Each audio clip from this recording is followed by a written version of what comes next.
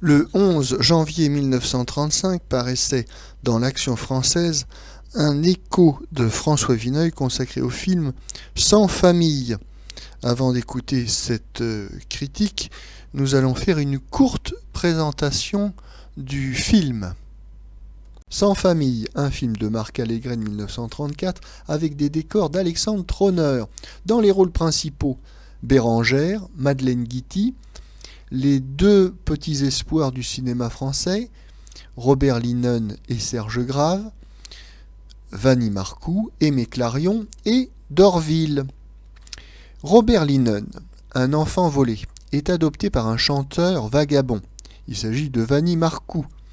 Avec lui et ses animaux savants, Robert Linen parcourt les routes de France. Mais son père adoptif meurt et Robert Linen, qui a fait la connaissance de Serge Grave, qui connaît une partie de son histoire, s'embarque pour l'Angleterre où il retrouve sa mère. Notons que ce roman d'Hector Malot avait déjà été adapté pour le cinéma à l'époque du muet, en 1913 et en 1925. Maintenant, nous écoutons la courte critique de François Vineuil. Texte intégral. Monsieur Marc Allégret vient également de signer la 3e version cinématographique de Sans famille.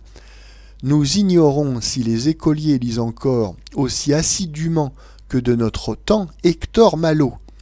Mais nous sommes bien certains que l'imagerie de Monsieur Allégret nous eût beaucoup moins émus naguère que les aventures du berger Vitalis et de son singe Jolicoeur, lues dans le vieux bouquin rouge de chez Hetzel. Ces images sont forcées, et cependant froides, fignolées d'ailleurs, ce qui est dans ce cas un défaut plutôt qu'une qualité.